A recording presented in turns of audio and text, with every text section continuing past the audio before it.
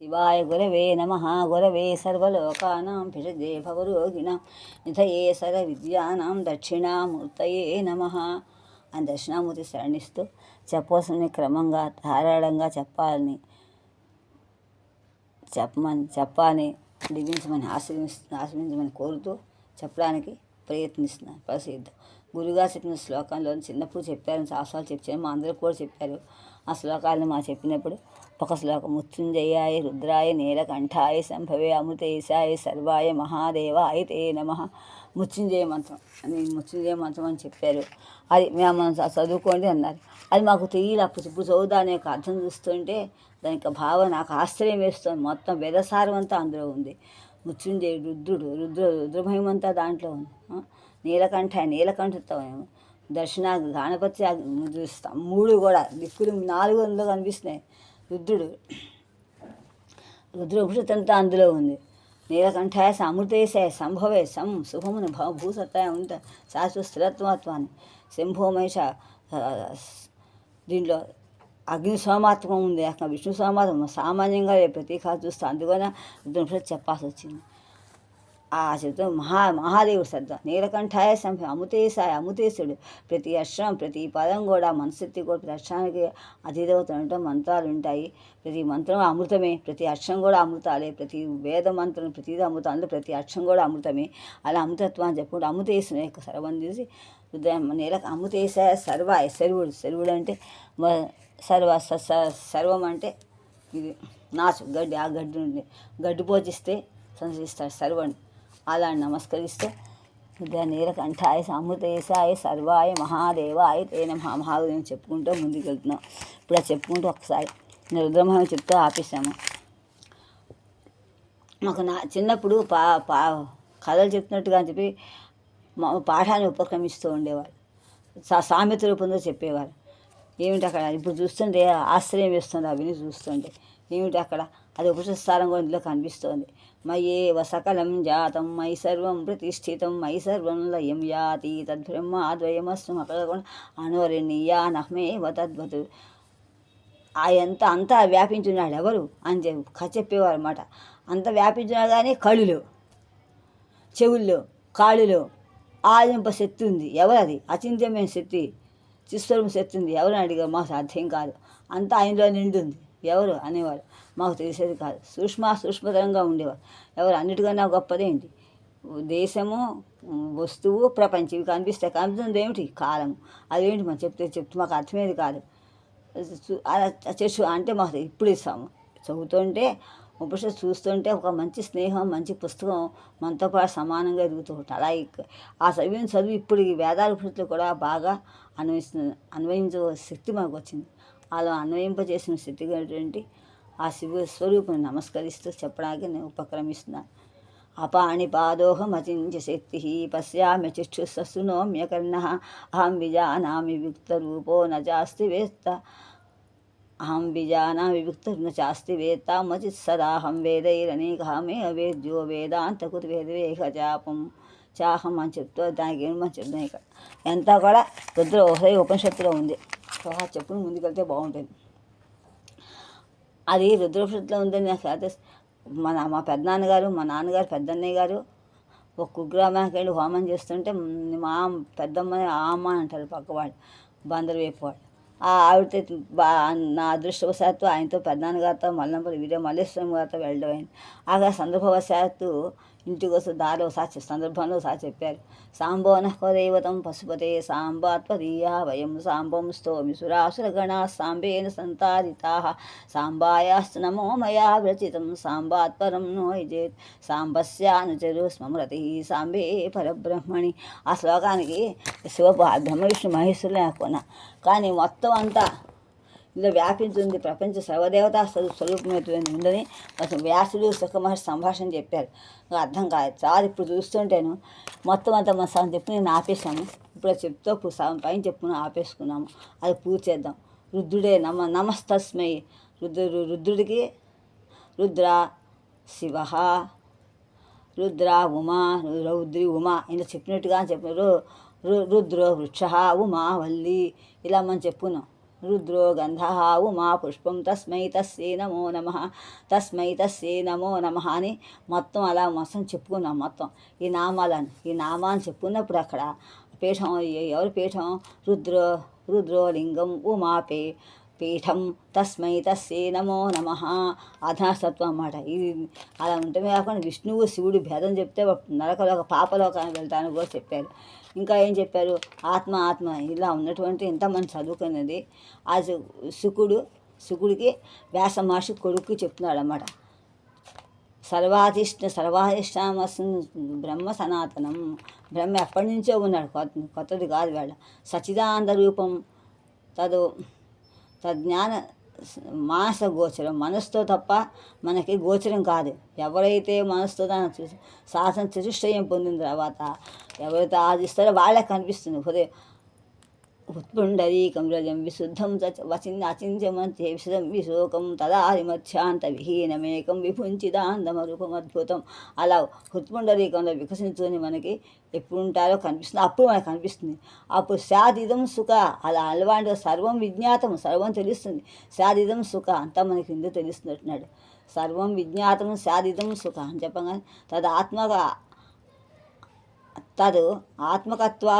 ఆత్మకత్వాత్ సర్వస్య తస్మాత్ భిన్నం నచేత్, భిన్నం ఏమీ లేదు.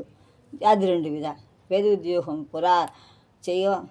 పరాసేవ పరావిద్య అపరావిద్య రెండు విద్యలు ఉన్నాయి. పరావిద్య పరమేశ్వత్వాన్ని, అపరావిద్య లోకవహానికి ఉండేది.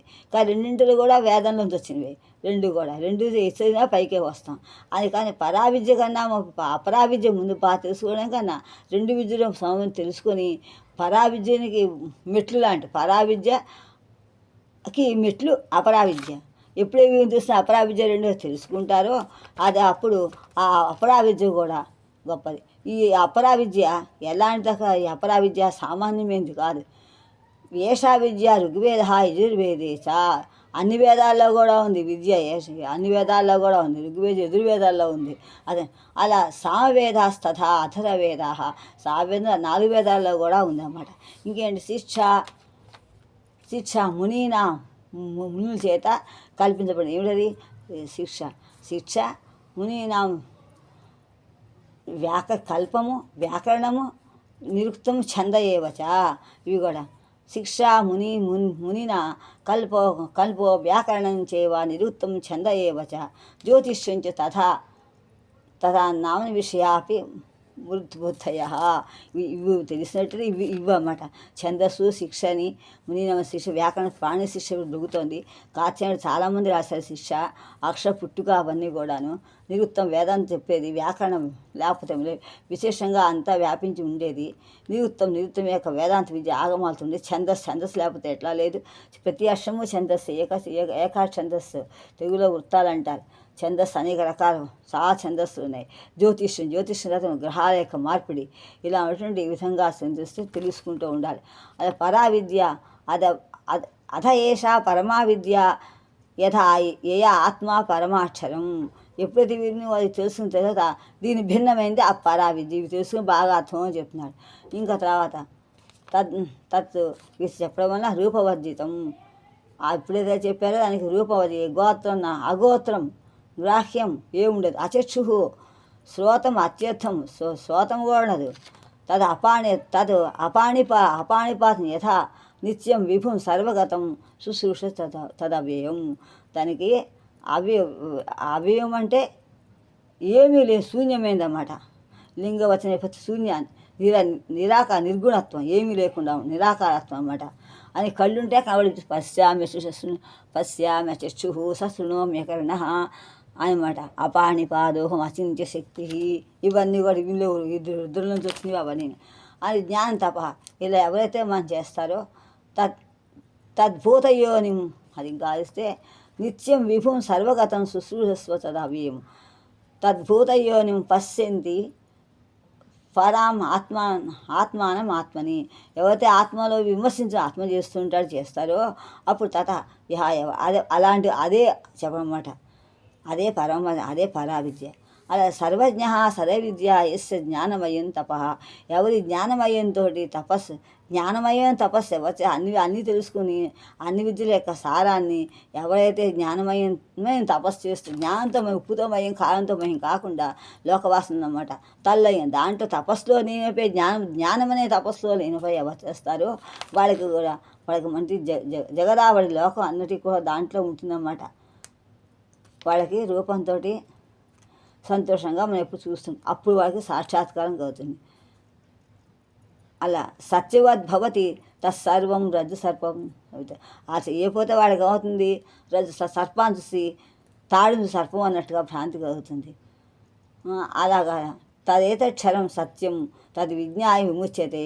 ప్రతిదీ కూడా అక్షరం శాశ్వతమైంది, సత్యము శాశ్వతమైంది అని తెలుసుకొని విడిస్తే సర్వబంధాలు కూడా విడిచిపోతాయి అన్నమాట అని చెప్తూ మనకి తర్వాత విషయం చూద్దాం. తర్వాత రేపు సంగతి పూర్తి చెప్పుకుంటే ఇప్పుడు శ్రామ చెప్పుకుంటే ఇప్పుడు ఒక్కసారి మళ్ళీ మనం దేవుడు చెప్పుకుంటే ఒక్కసారి శివుడు ఎంత బౌలాభీముడు ఒకసారి చెప్పుకొని శివుడి గురించి చెప్పుకొని ఆయనకి ఇంత స్వాధీనపతి ఆయనకి మనస్సు సంకల్పం చేస్తే ఆయన సంతోషంగా మనకి అన్నీ ఇస్తాడు. బిలహణ కవి చెప్పినట్టు చేతిని గోకర్ణలా పెట్టుకొని మధ్యలో శివలింగం పెట్టి పూజ చేస్తే కనుక ఇంకా శైవాగమంలో ఉంది కదా అది బిలహణుడు చెప్పాడు శ్లోకం.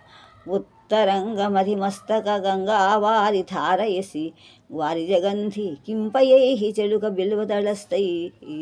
బిల్వదళస్తే బిచ్చురుజ్యతి కదా చనలాభం.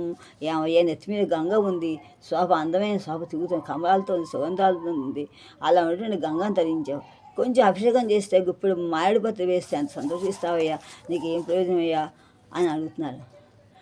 ఉన్నత తరంగముల్ కలిగి శోభనిచ్చు కమలముల సుగంధముల గంగాధరత్వమునందితివే కొంచెం అభిషేకముల చేసి గుప్పెడైన భక్తి మారేడు నప్ప పూజ చేసి ఏమగును పూజనీయమగును ప్రయోజనమగును శివుడ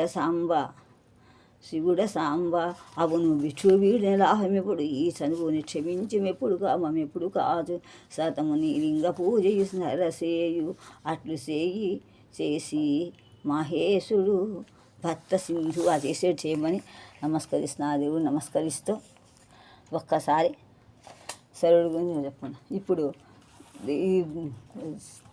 ఈ కవి గురించి మనం చెప్పుకుంటాం, ధూర్జటి గురించి కొంచెం చెప్పుకుంటూ ముందు ధూర్జటి కృష్ణదేవరాయల ఆస్థానంలో కవివాడు.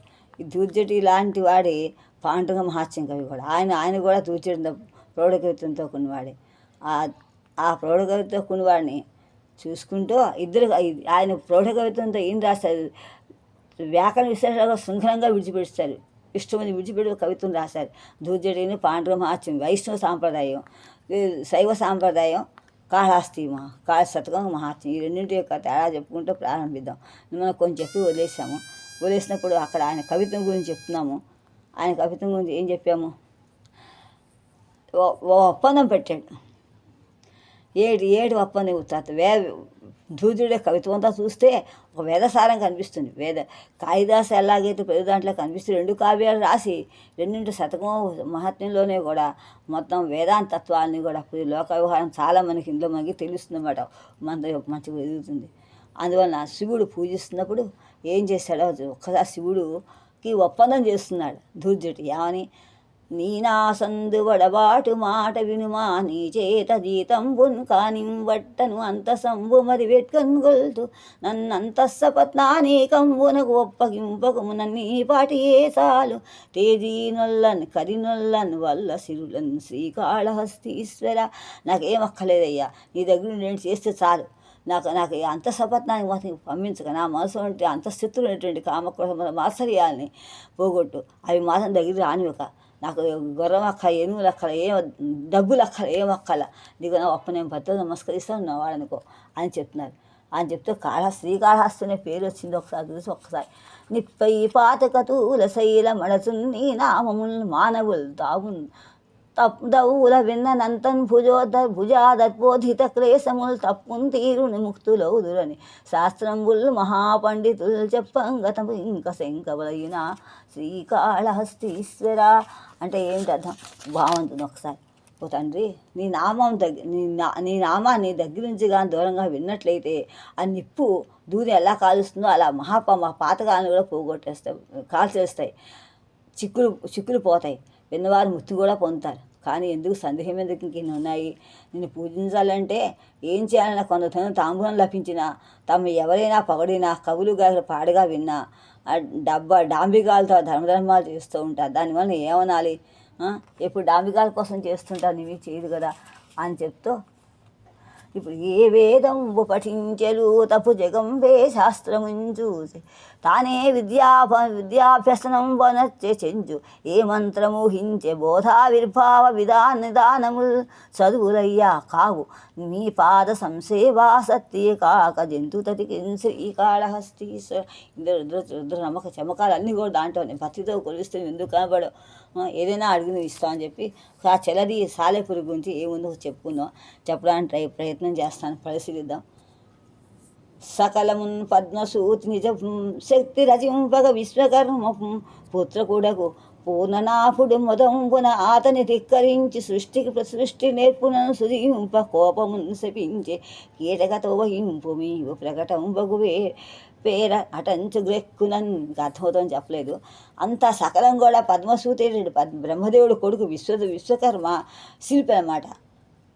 ఇప్పుడు చెప్పాలంటే వాస్తుశిల్పి అన్నట్టుగానే ఇల్లు కట్టే మేస్త్రి అన్నమాట ఈ కాలం అర్థం. అంటే వాడికి విశ్వకర్మ పుత్రుడు, ఆ వాడి పేరు ఊర్ణనాభుడు. ఆయన తండ్రిని ధిక్కరించి సృష్టి నేను చేస్తాను, పెద్దవాళ్ళు చిన్నపిల్లలు చేసినట్టుగా చేశాడు. నేర్పుతో బాగా చేశాడు. అసలు కోపం వచ్చింది తండ్రికి. కోపం వచ్చి నువ్వు కీటక పని, నువ్వు కీటకం అయిపోమన్నాడు. కీటకం అంటే చిన్న పురుగు అన్నమాట. చిన్న పురుగుల కీటకాలు అంటే దోమ, ఈగ అలాంటిగా లోత అనగానే అవి ఆ ఊర్ణనాభుడు ఆతురుడై ఏటికి రాకమాను అన్యాయ విధించేయు తలంచిన జనుని అపాయం వని పద్మజునకు ప్రణతుండగుచున్. అయ్యయ్యో ఇలా చేస్తావా, నేను ఆతుతో చేశాను, నాకు రాక తప్పదు, ఎలాగనే వస్తుంది, అన్యాయంగా నాకు శాపం ఇస్తావా, నా అపరాధం అని అడిగాడు. నా అపరాధమేమి మనము నెన్నక మౌని మానసచ్చేయన్ కృపావిధేయుతుది దీనికి నెయ్యది ఏ వనంబునన్ పోయి వసింతు ఏ పరుపు పుట్టమున్ తీరడు దాకా ఆనతీయవే అని విన్నవింపని వేద విరోధ చిత్తుడై. ఏం చేయాలి తోచక నేను ఎలా బతుకుతాను, ఏం చేస్తాను, ఎక్కడికి వెళ్తాను, నటికుడు కలగన్నా బాగుంటుంది అని చెప్పమని బాధపడ్డాడు. జగదుత్పత్తి విధి ప్రధాన దిశనా సామర్థ్య గర్వంబునన్ తగిలన్ శాప విముక్తి కలిగెడు శివుందర సింపన్ అందాక ధాత్రిన్ గజారణ్యమునంద బిల్వవణ విధివర్తివై ఉండుము ఆత్మగుణాపాదిత చక్ర సంకం వినోదిల్లి క్రీడ లోతాకృతిని సాలెపురుగుతోటి. లోత అంటే సాలెపురుగు. ఆ లోతాకృతిని ఒక వెళ్ళి సాలెపురుగు ఏమో శపించావు ఊర్ణనాభుడిని. శపించగానే అక్కడ వెళ్ళి అడవి ఉందాక ఆ గజారణ్యంలో బిలవృక్షం ఉంది, బిలవృక్ష వనం ఉంది. ఆ వనంలోకి వెళ్ళి హాయిగా సంతోషంగా ఉండి అక్కడ చెయ్యి శివుడు దర్శనం ఎంతో చేయమని చెప్పాడు. అది ఎలాంటి కాదు. మున్నచట వశిష్ఠునగ ముక్తి సుఖం ఒకటి ఇంపలింగమూర్తి నిలిచెన్ శివుండు అతనిన్ తీరు ఫణాకృతి నుండు భక్తి సంపన్నుడు పుయసేకో భక్తుడు నిత్యము వాని నిష్టన్వంతన్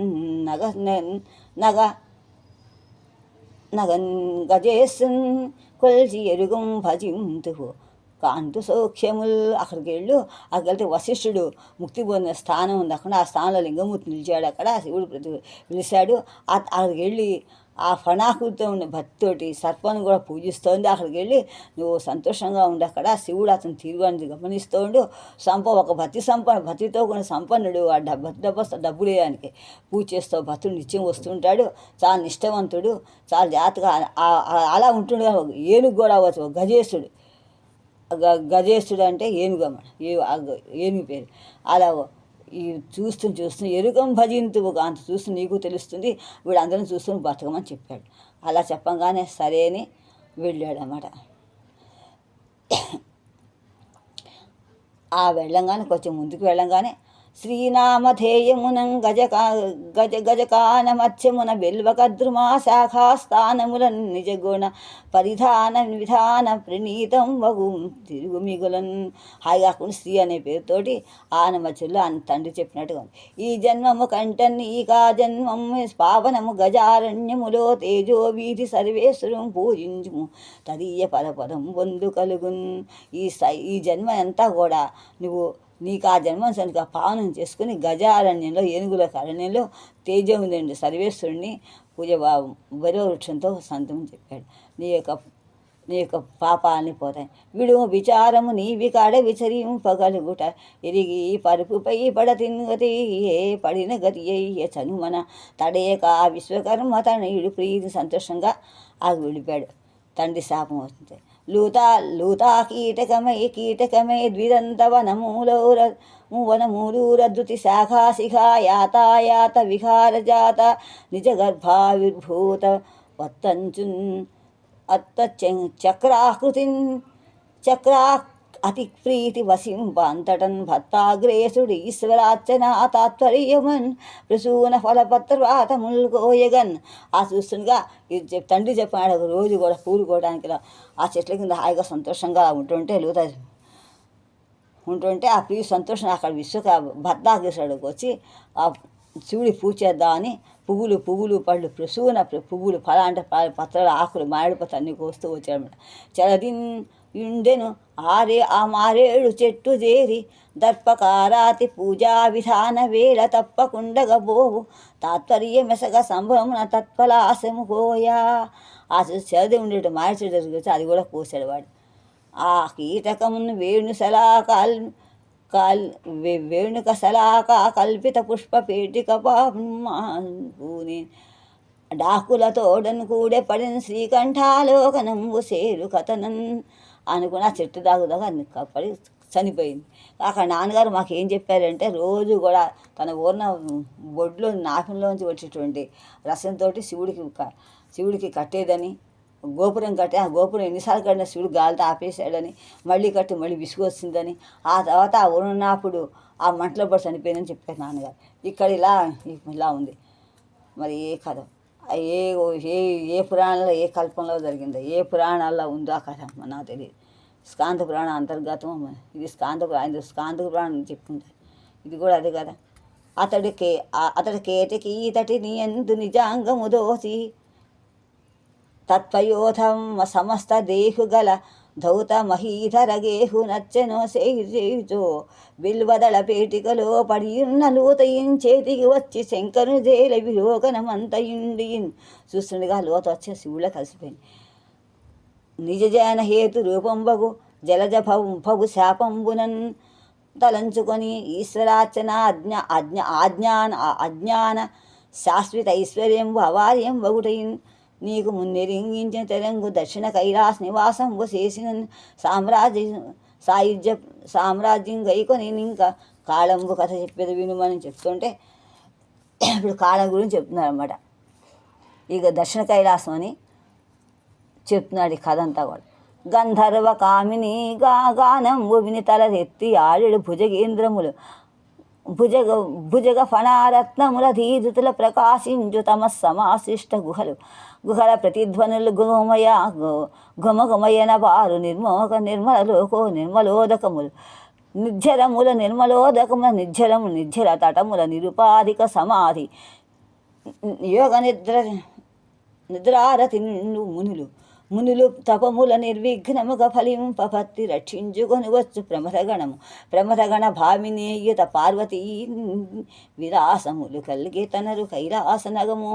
ఎలా ఉందిట కాళమనే పూర్వజన్మ కథమాట. ఏదైనా గంధర్వ కామ్యులు గంధర్వ స్త్రీలు పాటలు పాడుతుంటే ఆ పాటలకి తల ఊగుతున్నాయట నాగేంద్రుడు. ఆ భుజగాల యొక్క చూస్తుంటే ఆ మణుల యొక్క భుజగాలెత్తిన మణులతో కాంతితోటి ఆ తపస్సమాధి గుహలు కూడా వెలుగులతో నిండిపోయాట. ఆ గుహలు ప్రతిధ్వనిస్తున్నాయట ఆ మణుల యొక్క గలగలధ్వనికి కాంతులకి. గుమ్మగుమ అక్కడ గుమ్మగుమ వాసన వస్తుంటే ఆ నీరు సెలయేళ్ళ యొక్క నీరు ప్రవహిస్తుంటే ఆ నిర్మలంగా స్వచ్ఛంగా నీరు ప్రవహిస్తుంటే ఆ నిర్జతడం యొక్క చప్పుడులు ధ్వనులు అవన్నీ కూడా ఇలా ఉంటుంటే వాళ్ళకి ఏం పట్టలేదు. సమాధిలో ఉన్న ముందు యోగ నిద్ర అయిపోయింట అలా ఉన్నట్టు మునులు. ఆ మునులు తపంలా చేసుకుంటున్న మునిగిపోయి తపస్సులో నిమగ్నమైంది ఉన్నారు, నిర్విఘ్నంగా చేస్తున్నారు. అలా తన భక్తిని రక్షించు ప్రమథగణాలు ఎవరు అంత మునులు, ప్రమథగణాలు. ఆ ప్రమథగణాల భావిని స్త్రీలతో, ప్రమథగణాల భావిని స్త్రీలతోటి పార్వతీదేవి విలాసాలతో కైలాసం ఉందన్నమాట. ఆ కైలాసం ఉందన్న అప్పుడు ఆ సర్పము అప్పుడు అలా ఉండగా నిజ్జరులన్ విమానములు మడి చావడి ముందర సన్వడింప శ్రీహరి విధి వాసావాదులు నిశావసరాసర వసించియుండగన్. అలా ఉండగా తొంగిలుసు అన్ని తెలుగు పదాలు అంత బాగున్నాయి. తుంగిలి తూల శార్దూల చర్మము గట్టి పూతి మీదగ మెరపూత పూసి కొన్నెలవరింజటా కోటీరము దాల్చి బ్రహ్మ కపాల హారము భూని ఉరగేంద్ర శేషును ఉత్తం చందన వేసి ఉత్తర జందము చేసి ఉరగేంద్ర శేషుడే ఉత్తధన్యం అయిపోయాట చేసి కర్కోటకు నందెగా ఉనర్చి కాళ్ళ కట్టుకోడు స్రవములన్ కంబళాశ్వతములు ధరించి తుంబరుగా కరకంకణంబు చేసి వలయ భూషణ వితతిగా చిలువ కులమున్ చేయుచో ప్రియవధూమణి వాయు నెడరన్ తాళజాలకపోయి పాతాళ సీమ నీరున్న కాళంబు కోపించి ఉగ్రుడప్పుడు. ఇలా ఉంటే హాయిగా దర్జగల శివుడు ఇలా ఉన్నప్పుడు భార్యతో విలాసాలతోటి ఉన్నాడు నాగేంద్రుడు. వాసుకి కొలువున వచ్చి నవరత్న కోటి గడిత పఠి పీఠికాసీనుడై దైత్య భేది కమల గర్భముఖ్యులు సేవింప కాళమను భుజంగం పిలిపించి ఇట్లని శాపమిచ్చే. అది మాత్రం రాలేదు వాసికి శేష ముఖ్య ఫణివర్గము నిత్యము సేవ సేయ భామాసురత ప్రసంగం సుఖముఖ్యుడవై మము గొల్వవైతివి ఆ దోషము వంకమేది నభో అధోభువమున నుండు రాకు కైలాసము చూడనున్న వికలత్వము నందుచు కాళము ఆగమను కాళనాగం ఏం చేస్తుంది, నీకు అక్కడ ఉండిపోయావు కాబట్టి వాసికి శపించాడు. నువ్వు ఎప్పుడు అక్కడ చేస్తున్నావు, అక్కడే ఉండిపోయావు, భార్య విలాసంతో ఉండిపోయావు కనుక నేను కోలటం రాగా నువ్వు అక్కడ అధోలోకంలో అధోభవనం అంటే పాతాళలోకి అండి నీ యొక్క ఉండమని చెప్పాడు. అప్పుడు ఫణిపతిహార భవభస్మ సుధాకర భూషితాళికే క్షణ ధవళ ప్రభా కలిత సానుచరద్వ వృషభాధిపున్ ఘనీలున రంకెవేయ కెరుగన్ను సమకుడు చూడసన్నగా గణిత రుచి ప్రసారము జగత్రే గహకమై వెలుంగున్.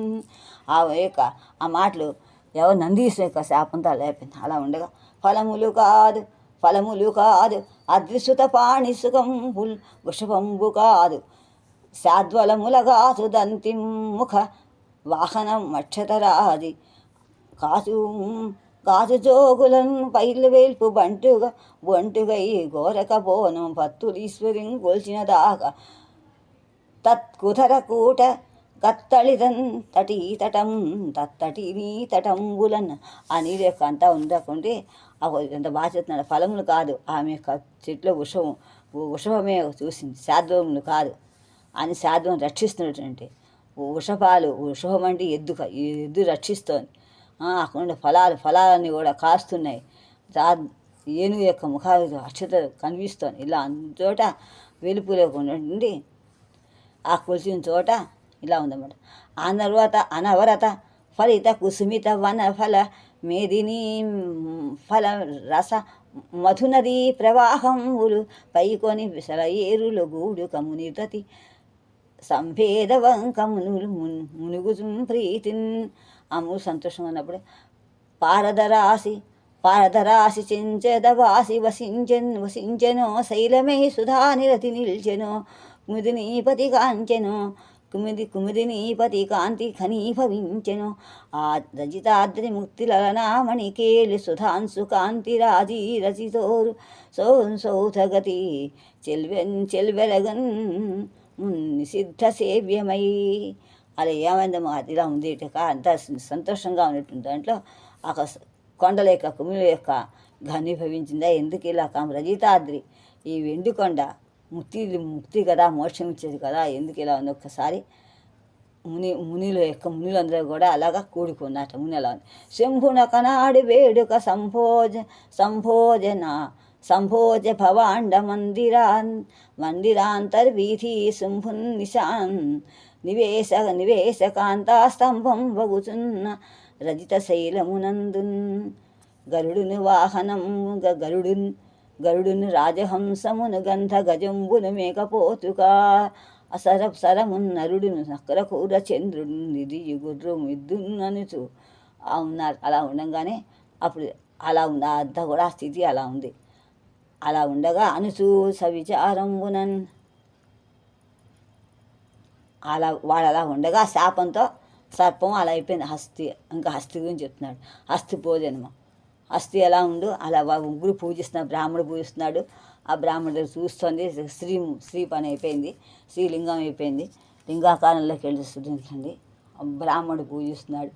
సర్పం స్థితి అలా శాపమైంది. ఇప్పుడు హస్తి అన్యోన్య సరస భాషామృతాధీనత ప్రణయ రోషావహ ప్రార్థనముల బహువిధాలింగనా భొంగుర క్రీడల బింబోష్ట చుంబనాడంబరములు బంధ సంధాన విభ్రమ విశేషంబుల కేళీ పరిశ్రామలర సరభస పరిరకర్మ జల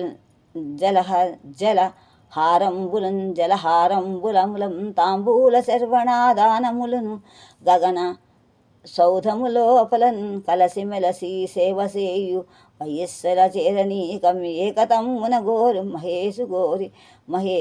గౌరీ మహేశులున్న అవసరం మిగుల మదాంధుడగుచున్.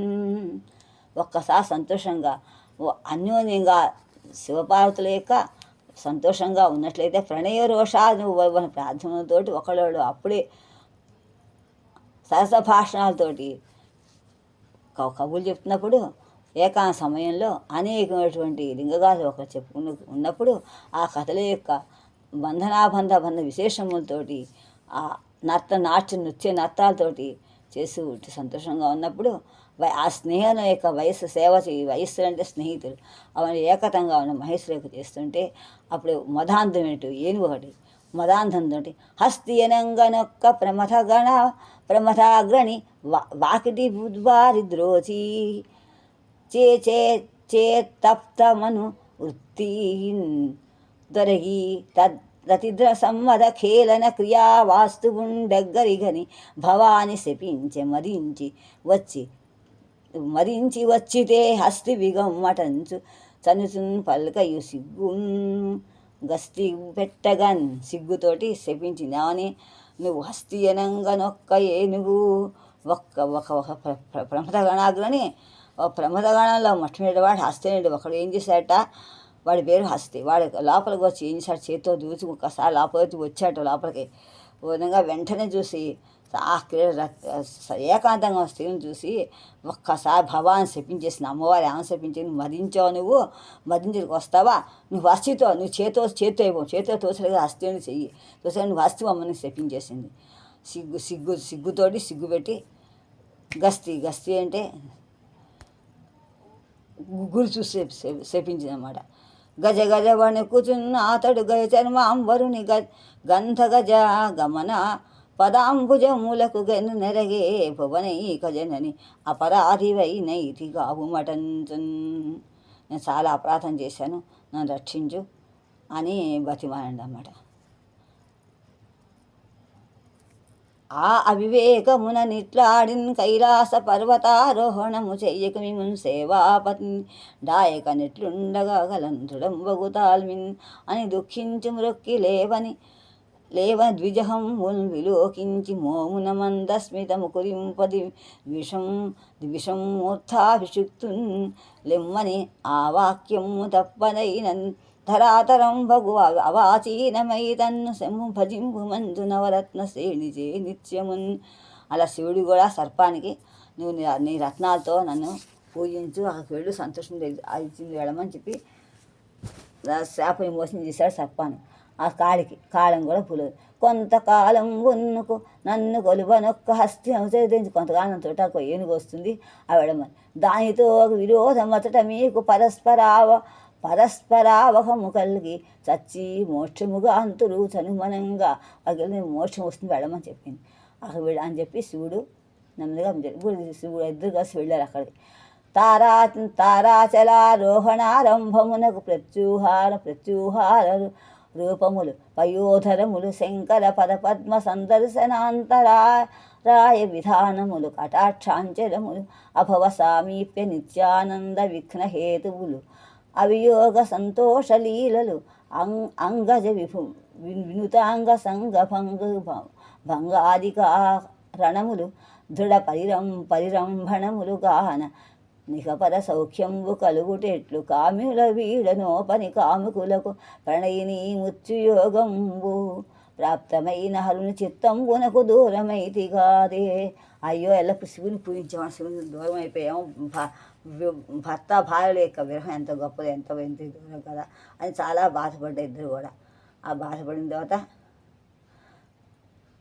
అలా ఉండగా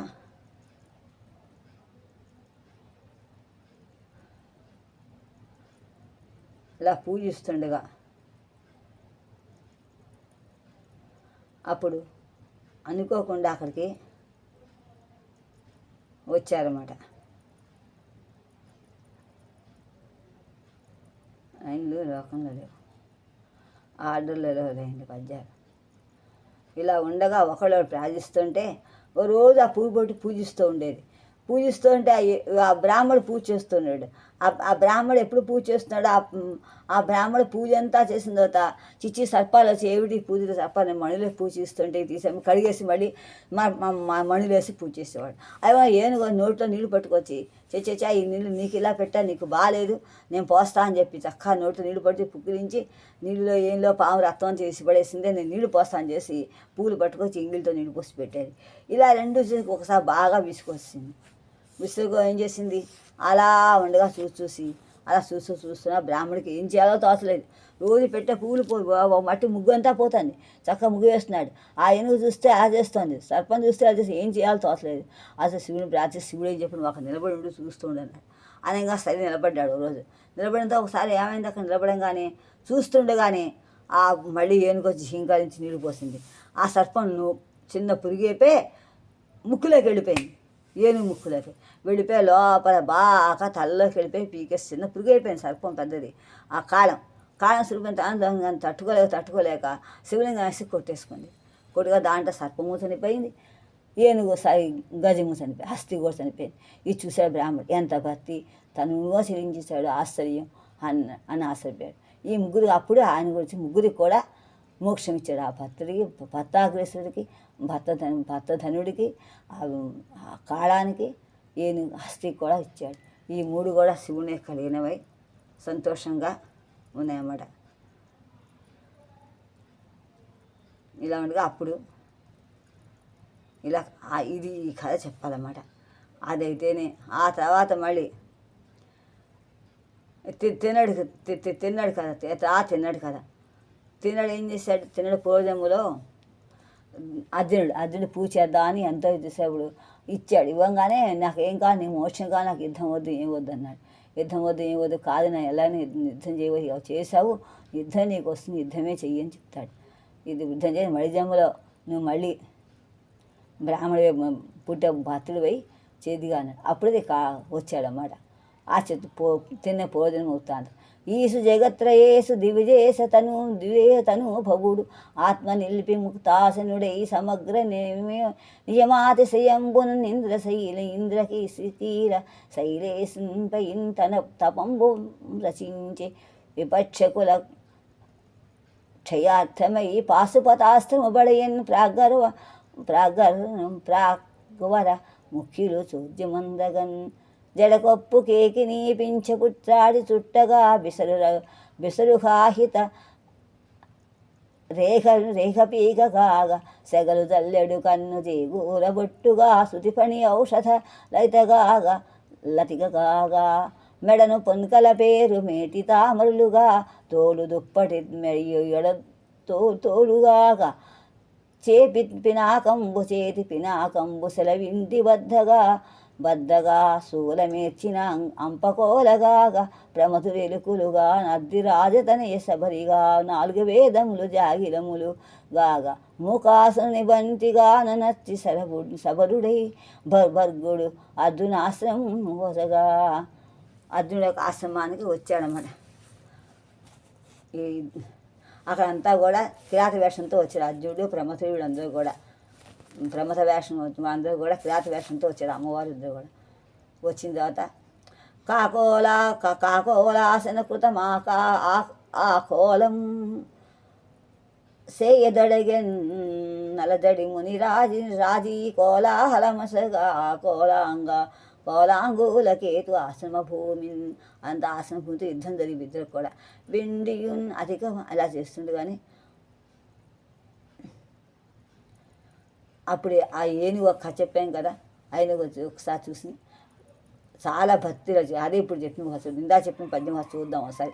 వెండి అధిక అతి భయంబున దండము నమస్కృత నచ్చి దైన్యమున ఓ 2 పెదవులు దడుపుచు ఎండే మనక మిన్న కొన్నన్ నా వచనంబులు తప్పదు మనం మన ప్రీతి వహింపనేల త్రేతావధి ఎందు త్రేతాయుగం చివర ముత్తి సుగమబ్బున్ గజాట విలోన లింగమై భావజహరు సంహరుండు ఫణిభావమున వసించినాడు.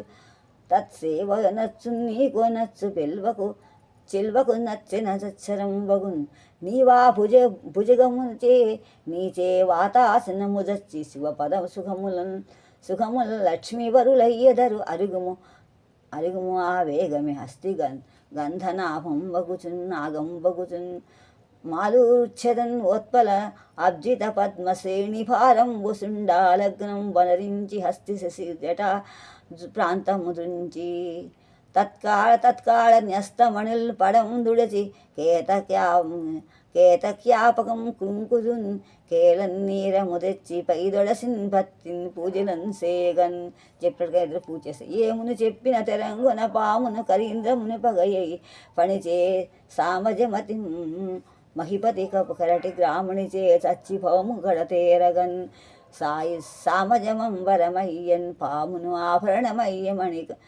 మణి ఫణి మదకరులన్ హైమవతీపతి కృపచే ఆ మొదటి విరోధమడిగి అపవత్వమునన్ మళ్ళీ కూడా స్నేహం అయిపోయారు. ఇలా చెప్పినది మనం ఇంకా తినడు కదా, మళ్ళీ మనం చెప్తున్నాను. ఈ కథ శ్రీకాళహస్తి కథ చెప్పుకుంటూ ముందుకెళ్తే బాగుంటుంది.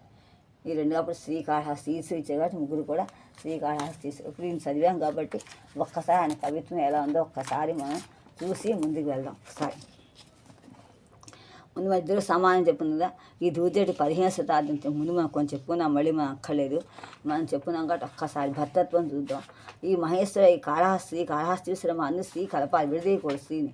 శ్రీకాళహస్తీశ్వర మహాత్యం క్షేత్ర మహాత్యాన్ని తెలిపే కథలే భక్తుల కథలే ఇందులో ఉన్నాయి. పోతం తర్వాత రాజు యొక్క నిరసన చేసిన వాడు ఇచ్చి దైవభక్తినే వస్తువుగా చేసిన రచన దూర్జటి కవి పెనతో పెట్టిన విద్యానికి. ఇక శ్రీ అంటే పాలెం అని లోకం అది మాత్రం కాదు. శ్రీ అనే ఒక సాలెపురుగు పేరు శ్రీ, కాళము అనే కాళం సర్పం పేరు ఒక కాళం, హస్తం ఒక ఏనుగు పేరు హస్తి. ఈ మూడింటికి ఇచ్చాడు కాబట్టి శ్రీకాళహస్తి ఇద్దరికి వచ్చింది కాబట్టి ఈశ్వరుడు శ్రీకాళహస్తీశ్వరుడు అని చెప్పాలి. ఈ 3 కాక దాసి వశిష్ఠుడు బ్రహ్మ తిన్నడు శివబ్రాహ్మణుడు నత్కీయుడు వేశాపుత్రుడు యాదవగోత్రుడు సింహ భూపాలుడు అందరూ అకుంఠిత భక్తితో సింహాసించి ముక్తి పొందారు అక్కడ.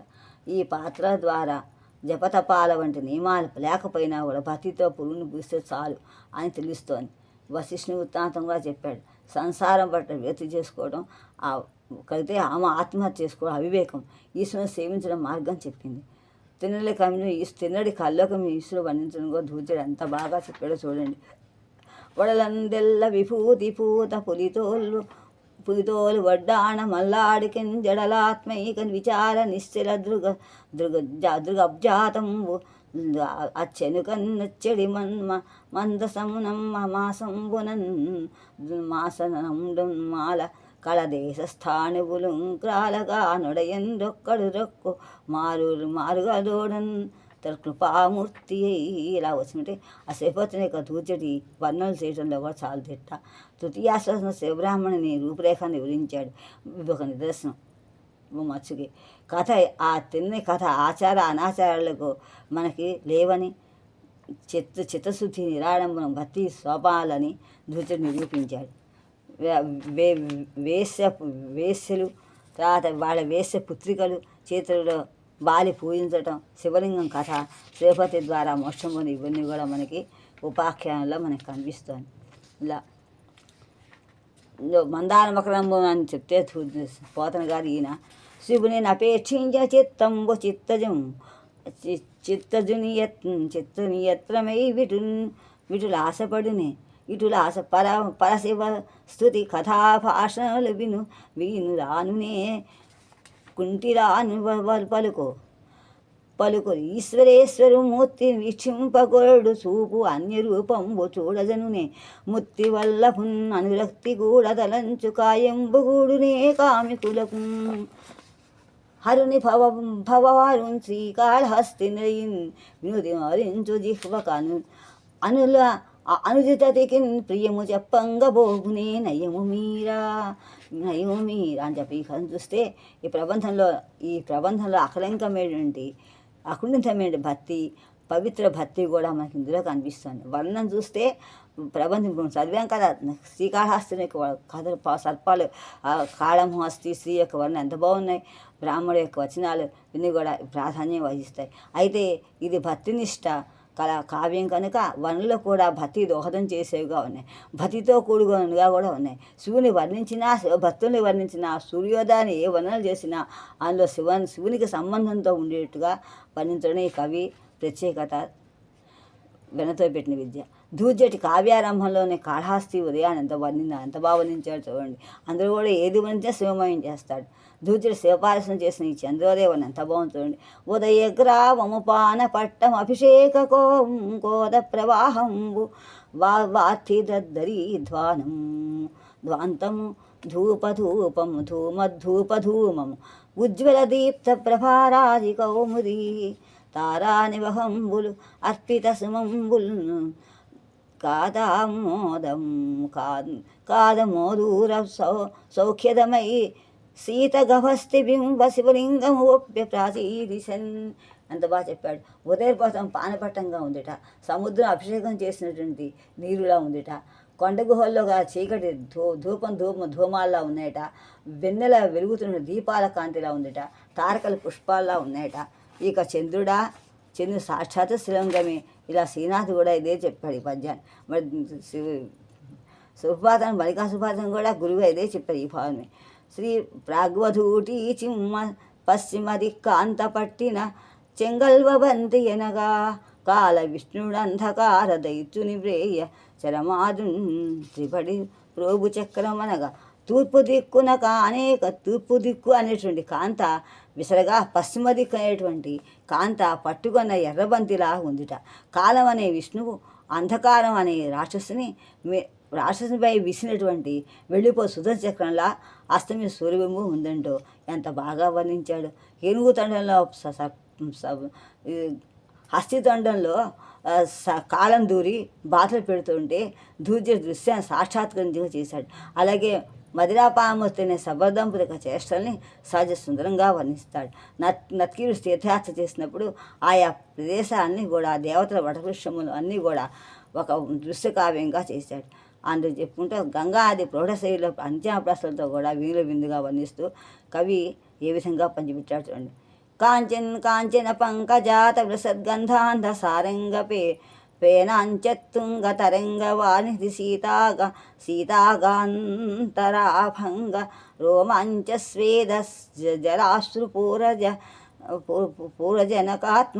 ఆత్మానంద సంపన్నోన్మన్ మంచాగ్రస్థిత విశ్వనాథ పద సమ్యగ్యంత గంగానదిన్ అనే విధంగా గంగానదిని ఎంత బాగా వర్ణించాడు వనల యొక్క దూర్జటి.